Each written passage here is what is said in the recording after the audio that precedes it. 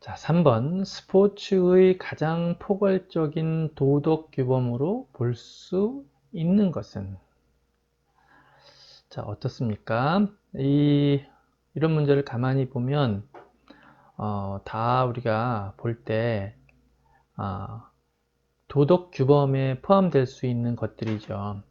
지문 1번 보면, 규칙을 준수하는 것도 말 그대로 도덕 규범으로 볼 수 있고, 그리고 스포츠맨십도 마찬가지고요. 3번 아마추어리즘, 4번 상대 선수의 존중, 이런 그 지문들이 있는데, 여러분들 혹시 아마추어리즘하고 프로페셔널리즘의 차이를 구분할 수 있나요? 당연히 이제 여러분들은 이제 전공을 하는 사람들이기 때문에 구분이 되어야 된다고 봅니다. 그래서 아마추어리즘은 스포츠에 참여하는 사람이 생계를 목적으로 하는 것이 아닌 사람들이 하는 스포츠가 아마추어리즘 스포츠인이고요. 그 다음에 생계를 목적으로 두고 있는 사람들이, 그러니까 스포츠를 생계로 두는 사람들의 스포츠는 프로페셔널리즘이죠. 그래서 우리가 프로와 아마추어를 나누잖아요. 그 중에 이 아마추어리즘이 있는데, 아마추어리즘은 말 그대로 생계하고 관계가 없기 때문에 경기에 참여할 때 좀 더 스포츠맨십을 지켜주고, 좀 더 상대 선수를 좀 더 존중해주고, 좀 더 규칙을 준수해주는 그러한 기능을 가지고 있는 그런 정신에 해당됩니다.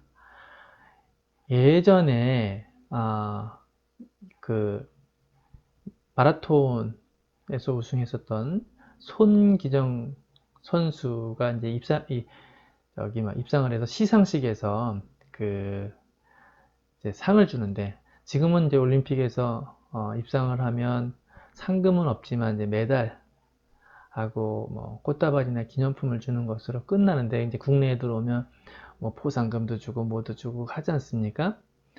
그 중에는 순수하게 아마추어 선수인 경우도 있고, 또 실업팀 선수인 경우도 있고, 프로 선수인 경우도 있잖아요. 그래서 지금은 이런 아마추어리즘에 대한 부분들이 조금 많이 좀 이렇게 희석되고, 좀 이렇게 바뀌었죠. 변질됐다라기보다는 좀 바뀌었죠. 예전에 비해서. 그런데 베를린 올림픽에서 우승을 했었던 손기정 선수가 이 시상식에서 받은 게 월계관과 꽃다발 두 가지였거든요. 그때만 해도 아무런 저기가 없었어요. 순수한 아마추어리즘이다. 그래서 올림픽의 정신 중에 하나가 이 아마추어리즘이 들어가 있는 거예요. 자, 그래서 우리가 아마추어리즘과 프로페셔널리즘의 차이를 한번 봤는데, 자, 1, 2, 3, 4번의 지문을 가만히 보면서 여러분들의 느낌은 이 중에 가장 포괄적인 도덕 규범으로 볼 수 있는 것, 그러니까 포괄적이라는 것은 넓은 개념의, 좁은, 이, 이런 말을 쓸 때 포괄적인 개념이란 말도 쓰고 이런 말도 써요. 넓을 꽝자를 써서 광의적인 개념이란 말도 쓰고요. 좁은 의미에서 이야기할 땐 여기서는 이제 뭐 포괄적인 거에 반대말을 쓰겠지만, 이 광의적인 말의 좁은 의미는 협의적 개념에서 이란 말도 써요. 그래서 협은 이제 좁을 협자예요. 광은 넓을 광자고, 그래서 이 안에 이 광의적 또는 포괄적인 도덕 규범으로 볼 수 있는 것은 1, 2, 3, 4번 중에 가장 넓은 개념은 스포츠맨십이죠. 스포츠맨십 안에 1, 3, 4 이외에 여러 가지의 용어와 또 여러 가지의 것들이 포함되어 있다. 이렇게 보면 되겠습니다. 그래서 3번은 정답이 2번입니다. 다음 4번. 4번 한번 볼까요? 이 문제를 보면서 생각나는 거 있습니까? 지난 시간에도 이 문제와 유사한 문제가 나왔었죠. 그러면서 제가 이 아곤과 아레테 정도는 우리가 머릿속에 딱 뭐라고 해야 되는 거죠? 각인을 좀 시켜 놔야 된다, 그런 얘기를 했었어요. 왜 그러냐면 이렇게 자주 등장합니다. 매 시험마다 등장해요. 그래서 이 아군과 아레테의 의미를 정확하게 알고 있으면 아마 다음 시험 문제 또 나오면 아, 이게 뭐구나 이렇게 금방 이해할 수 있을 거라고 생각이 듭니다. 그래서 4번 운동선수가 갖추어야 할 덕목으로서 탁월성 또는 덕으로 번역될 수 있는 용어는 자, 일단 정답은 아르테죠. 아르테인데 그 아르테가 말 그대로 그 탁월성이에요.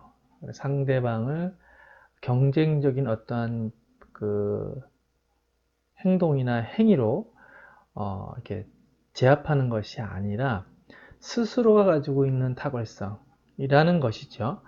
우리가 사회생활을 하면서 진짜 힘이 있는 자들은 겉으로 볼 때 힘이 있는 것처럼 보이지 않는다는 거예요. 무슨 얘기냐? 내가 어느 정도의 사회적인 위치, 어느 정도 경제적인 위치, 뭐 이런 것들이 다 갖춰져 있는 사람들의 마음은 늘 편안하고 부드럽다라는 겁니다. 상대적으로 사회적으로나 경제적으로나 뭐든지 굉장히 어렵고 힘든 사람일수록 겉으로 강하게 보이려고 애를 쓴다라는 것입니다. 그래서 혹시 주변에 내가 강한 사람이야 라고 보이려고 애를 쓰는 사람들이 있으면 어쩌면 별로 그렇게 강하지 않은 상대이구나 라고 느껴진다는 겁니다. 갑자기 우리 집에 있는 강아지가 생각이 났는데 우리 집 강아지가 굉장히 작은 강아지인데 얼마나 이렇게 성질이 포악한지. 예. 근데 왜 강아지들이 이렇게 성질이 포악해지나 봤더니 무서운 게 많으면 그런 행동을 보인다 그래요. 자, 그래서 아르테는 말 그대로 본인 스스로 가지고 있는 이 탁월성 때문에 그것으로 그냥 만족하는 그러한 그 용어이고, 악어는 말 그대로 경쟁입니다. 경쟁. 끊임없는 경쟁을 통해서 본인의 어떤 이익을 추구하려고 하는 그런 행동들이죠. 에토스는 지난 시간 한번 이야기했죠. 관습에 대한 이야기, 그리고 로고스는 보편적 규칙 또는 뭐 이성 뭐 이런 의미를 가지고 있어요. 그래서 4번 운동선수가 갖추어야 할 덕목으로서 탁월성 또는 덕으로 번역될 수 있는 용어는 아르테다. 이렇게 알고 있으면 될 것 같습니다.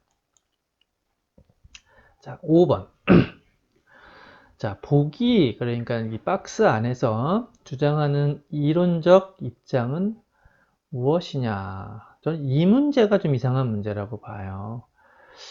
이게 이제 아마 스포츠 윤리에서 성차별과 관련된 그 문제를 출제하기 위해서 출제자가 이런 부분들을 아마 이렇게 문제를 낸 것 같아요. 그래서 이 문제에서 나오는 내용들이 일반 교재에서 이렇게 자세히 다루고 있는 문제가 아니고 교재마다 조금씩 차이는 있는데 잠깐 스쳐 지나가는 그런 문제의 수준인데 이 문제가 이렇게 떡 나와 있어서 조금 이게 제가 좀 놀랐어요. 자, 내용을 한번 보면 남성은 여성에 비해 선천적으로 우월한 신체 능력을 갖고 태어나기 때문에 신체 능력에 크게 의존하는 스포츠에서 남녀 차별은 불가피하다 라고 보는 입장이 있다라는 거예요. 사실이 그렇다는 것이 아니라 그런 입장이 있다라는 것입니다. 그래서 답은 생물학적 환원주의라고 하는데요. 이제 이 환원주의에 대한 부분을 이 인터넷에 검색을 해보면 아주 어렵게 나옵니다. 이것을 어떻게 설명해야 되는지. 나는 이거 볼 때 그냥 굳이 이 문제는 자세히 볼 필요가 없다고 보고요. 그 아마 이제 뒤로 나오는 문제들도 이런 문제를 이렇게 다루는 문제들은 거의 없어요. 그러니까 그냥 가볍게 넘어가면 좋을 것 같습니다. 그리고 이런 문제를 내는 것 자체도 좀 이상하다고 좀 생각을 해요. 근데 실제로는요, 남성이 여성에 비해서 선천적으로 우월한 신체 능력을 가지고 있다고 이야기하는데 그것은 딱 한 가지밖에 없어요. 근력입니다. 골격과 근력만 우수하게 되는 게 맞는데, 실제로 유전적 안정성, 그러니까 이제 과학자들이 밝혀낸 것들인데, 유전적 안정성이 여성이 남성에 비해서 훨씬 더 안정적이라 그래요. 그래서 이 염색체의 개수가 남성이 하나가 부족하고 여성이 하나 더 많죠. 그런 거로 인해서 여러 가지의 어떤 그 지적 장애를 겪는 성별이 남성이 여성에 비해서 2배 이상 많습니다. 무슨 얘기인지 이해되시죠? 뭐 그 과잉행동 장애, 또 다운 증후군, 뭐 기타 지적 장애를 겪고 있는 이제 사람들이 남성이 여성에 비해서 훨씬 더 많아요. 그것이 무엇이냐면 유전적 안정성이 남성이 조금 불안한 구조를 가지고 있다. 그래서 저는 이런 문제를 보면 이게 잘못된 문제구나 라고 보여집니다. 뒤에도 몇 가지 잘못된 문제가 더 있는데요. 한번 문제를 풀어가면서 한번 봐보도록 하겠습니다.